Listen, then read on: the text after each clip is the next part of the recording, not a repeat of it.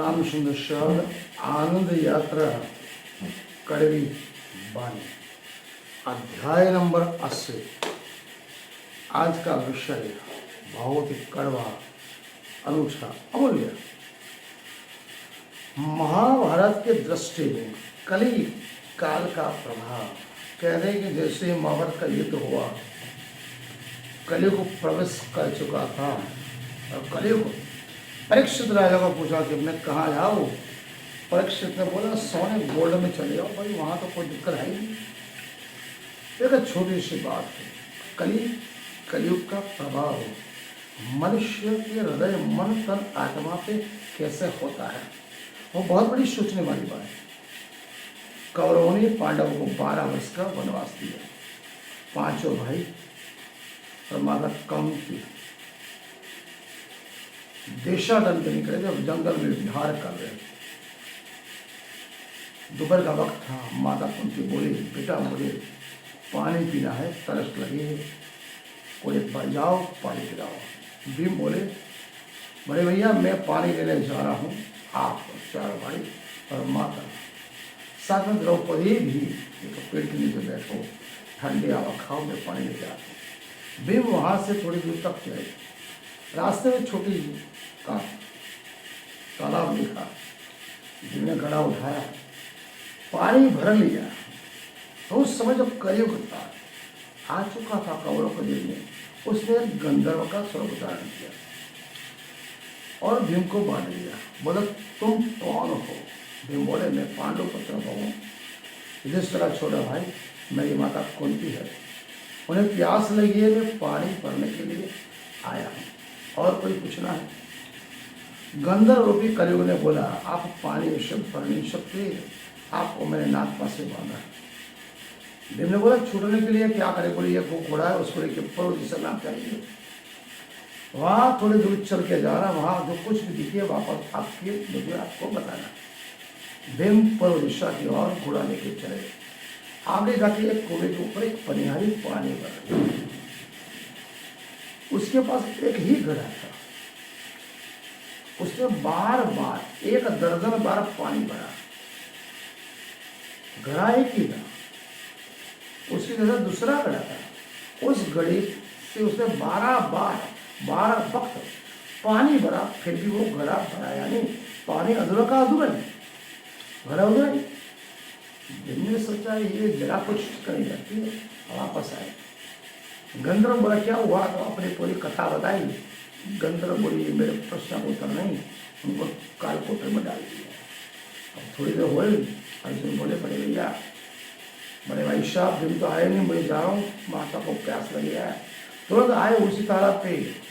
कलयुग रूपी गंधर्व बोला पानी तो भर लिया, आपका बांधो, आपका बड़ा भाई आया था, उसके मुझे एक प्रश्न पूछा था, उस समय ये घोड़ा लो और आप दक्षिण दिशा में जाओ, वहाँ जो कुछ भी घटित हो रहा है मुझे आके बताइए, तो उसी घटना में जो प्रश्न है उसका उत्तर आपको देना है।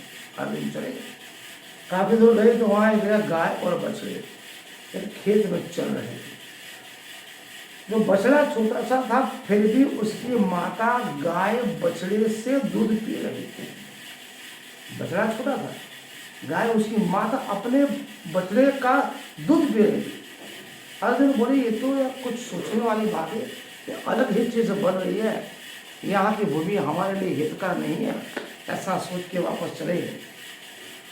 तो गंधर्व बोला क्यों आए? बोले ये घटना बड़ी, तो उसका जवाब जो बड़ी नहीं है, तो अर्जुन को कोठरी में डाल दिया। अब तीसरे आए शाहदेव, बोले भाई साहब भीम भी अर्जुन गए, मैं भी जाता हूँ, माता को प्यास लगी है। तुरंत तालाब के पास आए गंधर्व रूपी कलिकाल। कलयुग को बोला पानी भर दिया, नाग पास में हो, आपके दोनों भाई काल कोठरी में पड़े, घोड़ा लेके जाओ, उत्तर दिशा में जाओ, वहाँ जो कुछ भी घटित घटना बन रही है उस घटना का मुझे समझ में कुछ बोलो। सदैव रानी थे, वहाँ पर लिखा तो हंसों का टोला था, राजहंस बैठे हुए, उसके बीच में कौवे भी बैठे हुए। तो जो राजहंस थे वो क्या कर रहे थे? वो कौवे के चोंच में खाना निकाल के खुद खा रहे थे। सब इसे टिकाऊ डाली होने के बावजूद बोले ये क्या हो रहा है, ये तो चीज़ गलत हो रही है। कौवा चले हंस की चाल, ये तो राज हंस चले कौवा की चाल, ये उल्टा हो रहा है। मतलब ये भूमि हमारे लिए हितकर नहीं वापस आए। कलिकाल ने प्रश्न पूछा, जवाब दे नहीं पाए, उनको भी कालकोठरी में डाल दिया। अब आए नकुल, तीन भाई चले गए। नकुल बोले भैया मैं जाता हूँ, आप माता की रक्षा करो। उसी तालाब के पास आए। गंधर्व ने बोला कि आपके तीनों भाई जेल में हैं, आपको जाना है दक्षिण दिशा में, अब जाइए। घटित हो रहा है हमको बताइए। नकुल चले तो एक बड़ा सा डूंगर था, पर्वत था। नकुल को जैसे ठोकर लगी घोड़े से, तो घोड़े से पाँव से छोटा सा कंकर उठा और सीधा वो पर्वत की टोच पे गया। वो तुरंत इतना बड़ा पर्वत छोटे से कंकर से वो हिल गया, हिलमिलाने लगा, बुझाने लगा, हिल डुल गया। नकुल बोले ये तो संभव ही नहीं, यहाँ असत्य चीज सत्य हो रही है, ये क्या है। अपने आप को ग्लानि में आए, बोले ये जगह हितकर नहीं, ये समय हमारे अनुकूल नहीं है, वापस आए। कलिकाल ने जल में डाल दिया। चारों भाई चले गए। माता बोली युधिष्ठिर बेटा, चारों भाई गए, एक एक करके गए, कोई वापस नहीं आया। बेटा बहुत प्यास लगी है, चले प्यास जाओ। युधिष्ठिर आए, तालाब में जैसे ही पानी भरा, कलिकाल रूपी गंधर्व बोला आपके चारों भाई जल में, आप मुझे प्रश्न का उत्तर दीजिए, अन्यथा आपको भी जल में डालूंगा। बोले क्या है, बोले आप चारों भाई अब जाइए। तो चारों भाई गए, पूर्व पश्चिम उत्तर दक्षिण, ये प्रश्न है। जिसने बोला प्रश्न तो बोलिए कलिकाल।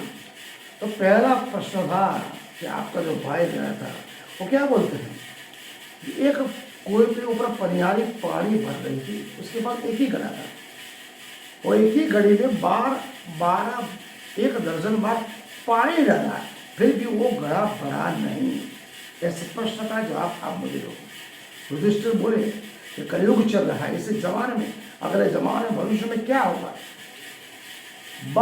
एक बाप और एक माँ बाप 12 बच्चों को पैदा करेंगे और 12 बच्चों को लालन पालन करेंगे, भरण पोषण करेंगे, पढ़ाएंगे लिखाएंगे, बड़े करेंगे, मिल्कत भी सबको देंगे। लेकिन मिल्कत जब 12 में एक सरखी दी जाएगी, तब 12 में से एक भी बच्चा माँ बाप को न खाना देगा, न पानी देगा, न मान सम्मान देगा। उसको पीने के लिए, खाने के लिए दर दर भटकना पड़ेगा। ये इसका जवाब। कलिकाल बोला दूसरा, अर्जुन का कलयुग में दूसरा प्रश्न क्या बोला, क्या गाय के बछड़े का गाय दूध भरेगी। तो कलिकाल बोला कलयुग में माँ और बाप अपनी बच्चियों का विक्रय करेंगे, बेचेंगे, दहेज के नाम पे अपनी जो नारी देवी का स्वरूप होती है, अपने लड़के को बेचेंगे, दहेज के नाम पे बेचेंगे, उनको बेचना पड़ेगा। कन्या विक्रय करेंगे और उसी से पैसा कमा के अमन चवन करेंगे। तीसरा, सहदेव राजहंस को भी चौथ में चोट लगाया। तो कलयुग में नीच वृत्ति वाले इंसान, उच्च वर्ण की नीच प्रवृत्ति के जो लोग होंगे, जो कलिकाल के प्रभाव से दुष्कर्म करेंगे, उसकी खुशामद, उसके लिए मान सम्मान की भावना उच्च वर्ण में लोग करेंगे। और इसी जमाने में वर्णासन और समाज के सभी बंधन टूट जाएंगे, रोटी बेटी का व्यवहार भी टूट जाएगा। कोई किसी के मान मर्यादा कुछ नहीं कर, धर्म अधर्म ऐसा फैलेगा, मानव पशु की तरह बरतेगा और पशु की तरह खाना खाएगा। अंतिम में नकुल का बात आई। तो बड़े कलयुग में मानव हृदय मंथन आत्मा में असत्य, दुराचार, भ्रष्टाचार, बलात्कार, अधर्मी, अनाचारी जितने भी होंगे, वो सज्जन पुरुष को, धर्मात्मा इंसान को उनके धर्म पथ के मार्ग पर डगाने के लिए काम करेंगे, उखाड़ फेंकने का काम करेंगे। इसलिए पत्थर कौन से उड़ जाएंगे और दुर्जन मान सम्मान लेंगे और सज्जन सीधे साधे लोगों को भीख मांगनी पड़ेगी। युधिष्ठिर के जवाब से कलिकाल खुश हो गया। इसीलिए महामंत्री श्री प्राणानंद जी महाराज ने ये कहा है, अगर सच्चाग रूप इस कलयुग से प्रभाव से अगर बचना है, अपने आप को धीरे से उनमें से निकाल देना है, तो उसमें महाराज ने कहा श्वास श्वास नजराम जपो वृथा श्वास मत खोए। कलयुग में जो कृष्ण कीर्तन करेगा, आराध्य या प्राणात अक्सर परमात्मा का नाम लेगा और धर्म के पद पर चलेगा, उसको कलयुग का प्रभाव रोक नहीं सकता। इसलिए खाते पीते उठते बैठते सोते जागते अष्ट प्रहर 64 दिन घड़िया निस्दिन पियो पियो हो। कलयुग के अनगिनत दोष होने के बावजूद कृष्ण प्रेम, कृष्ण भक्ति, प्रेम लक्षण भक्ति केवल और केवल मुक्ति का और मोक्ष का मार्ग है। इसी भाषा में तुलसीदास जी ने भी कहा है, कलयुग केवल नाम आधारा।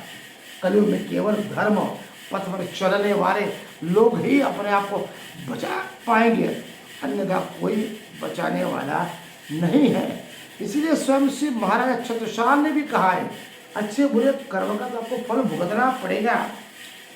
लेकिन फिर भी शास्त्रोक्तवाद में भी महाराज छत्रसाल छात्र ठोक के कहते हैं, देह परिक्रमा कर्म सब छूटे,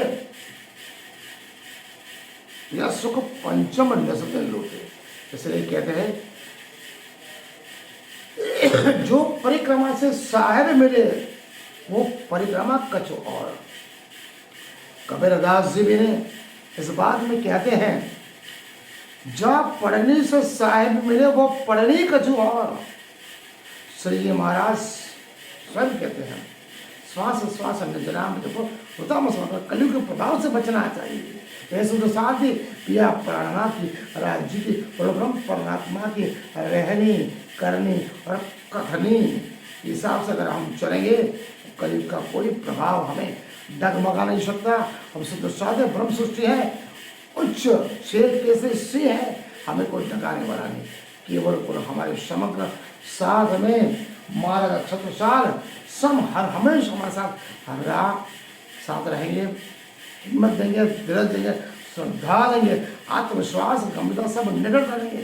दुनिया की कोई ताकत हमें डगा नहीं सकती। आपने मुझे शांति से सुना और चुने भी, अगर कोई क्षति हो तो क्षमा करें। प्रणाम।